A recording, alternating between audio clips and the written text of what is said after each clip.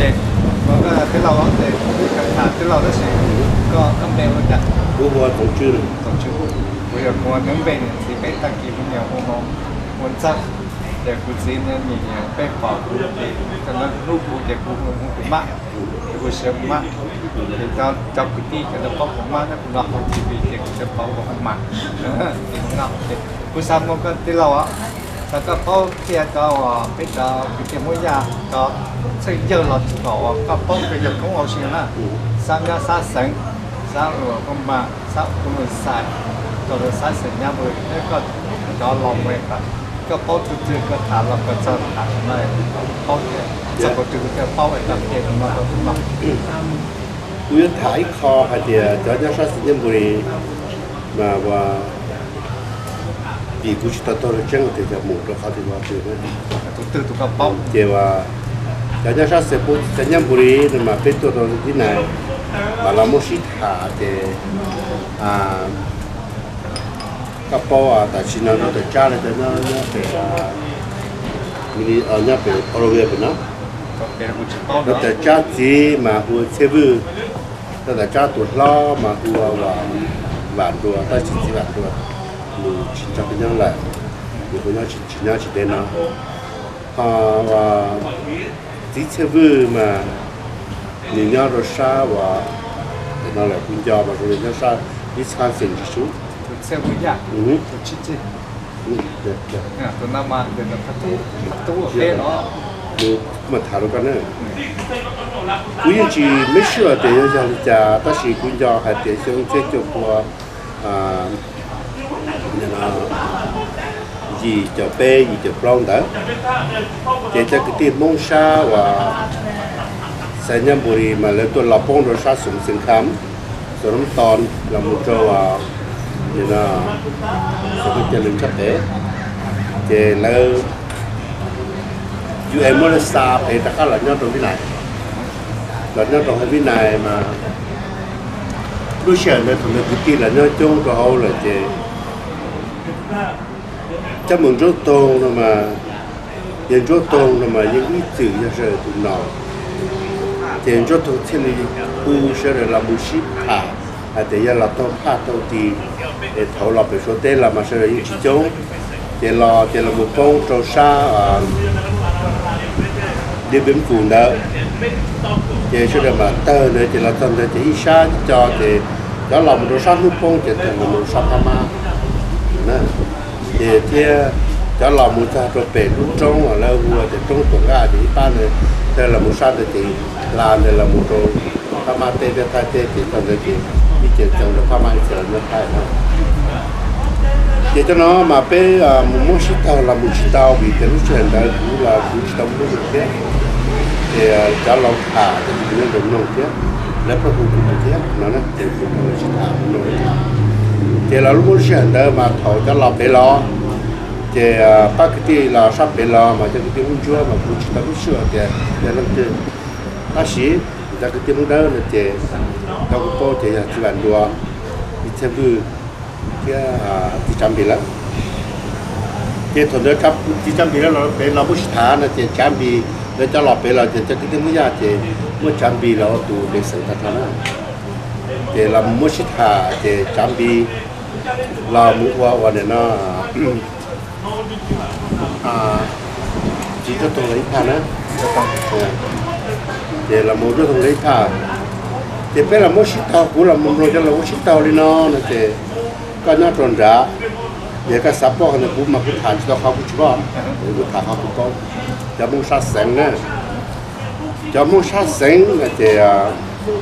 dù muốn thả khó lo hay để lon đầu cho nhau rồi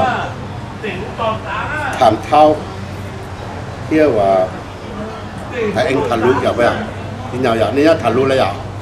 vậy cái nhân bằng hẹp để cho nó chỉ cho nó thảm thao phải anh ở thả lũ nữa nó chỉ cho nó thảm thao nữa nó chỉ do để phản lì rồi đấy để xin trong vào rồi nữa có pôn trong vào à nó bị tăng đá cái tăng nữa tăng toàn là cho nó mà giờ hay là cho nó thảm thao là nó chỉ cho vào sự tuột lo tới chuyện nó cũng chỉ bao lại thế họ cho uốn đây họ cũng bỏ lên là để cho bỏ cho những cũng bỏ lại cái sự chỉ là về ban lì trong chợ cho nó lo là để trong chợ về ban lì là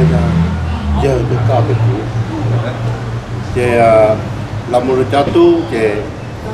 cho phát triển được bé để giống và một trò và để giả tăng ta sẽ giả tăng tôi một phát kinh tế giả tăng tôi một phát kinh tế nữa để là bắt nó để làm một trò cho nó để làm một trò phát tăng là để phát tăng theo và để nó phát triển là để cho bé phá phát từ phát sạch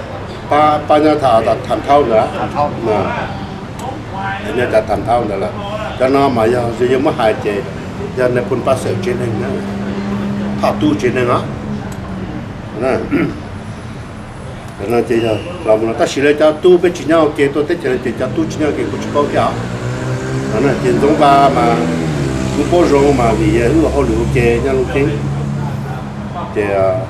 lúc sáng đó mà mua cái tiền ta chỉ tất cả là một tàu là một chế như gì là chỉ là vậy là một đồ cho nó chỉ nhau nữa nè chỉ nhau lên cho nó ta chỉ nó cũng muốn hướng nhiều rồi giờ ta chỉ là bông bút về gì được tụi nó nuôi trưởng của nhau bây giờ đó nó nè mà vì nó chế là một tàu của nó là mua nó chế biết tàu pan nó là mua nó chế chỉ nhau chỉ thế thì nó còn nó sẽ ăn chỉ cái mà cái tí đó tới giờ đầu này đó tới giang đầu mà một tàu cho nó cho lọp bé là chế giang đầu bé phá giờ phải thì cũng có tí này giang đầu bé phá chế cho nó mất thấy bao nhiêu là mua nó chế giờ sải cho kia giờ sáu chia giờ sải cho giờ sáu chia thế là nhiệt chu này nhiệt tí nữa chế nhiệt tí này cũng nhiệt chu chế giờ sải cho giờ sử dụng tí bây giờ chế là một trò giờ sáu chia là chế giờ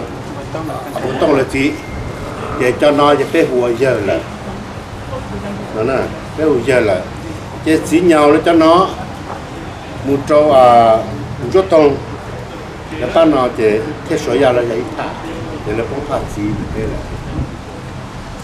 sát có thể là sát lồng tên thì cũng chỉ sát sừng tên này sát sừng tên ta chỉ chứ tôi một xí hồng nhá là cái nhá là chỉ cái tàu bắt này chỉ cái gì bao giờ để giờ phát từ đó phát từ để các hai liên quan đến cái mà hai thế thì lấy yung bao nó là lấy yung bao thì ba nó giờ dùng một hai nó chỉ ba nó被bắt cái tim mũi nó giờ ba su sợ nó sắp rồi nhá cái sát sừng này sát lồng tên sát đấy cái sát cái chừng lo thì ba nó giờ dùng một hai nó chỉ ba nó giờ ba và ni su một số mồm bề nhớ trò hậu lúc tết là trò nè thì nó tiếng đầu nó chơi nó mà thầu lo bề là chơi là ok ta chỉ là phong độ bề để bên phủ bề lúc tết thì để bên phủ bề nó thì tiếng đầu nó chơi nó thì là một nhau ở nhà là mình nhà bề để làm nhau bề là ta chỉ họ để bên phủ nên là mà theo nó áp ăn này lúc để bên phủ mà seri ta chỉ sát tao hàm nội tao để cho không nên lúc sáng đó chỉ bảo để phát triển tôi một sinh sản nhà raแล้วcho nó béตัวเดินเป็นผัวตัวว่านี่ละเต้นเดี๋ยวช่วงที่อยู่chỉ bảo làแล้วเราผ่าหาแต่ยังเดินนะซึ่งเดี๋ยวตัวหมุนเนาะเดี๋ยวช่วงที่จะพอจี้จะอ้อเดินเป็นผัวตัวเชี่ยเป็นเดินเป็นผัวชื่อเดี๋ยวยังเดาเลยจะน้อยจะจะphát triểnต่อต้านมาเนี่ยเนาะโฮจิมินห์นี่จะเข้าใจ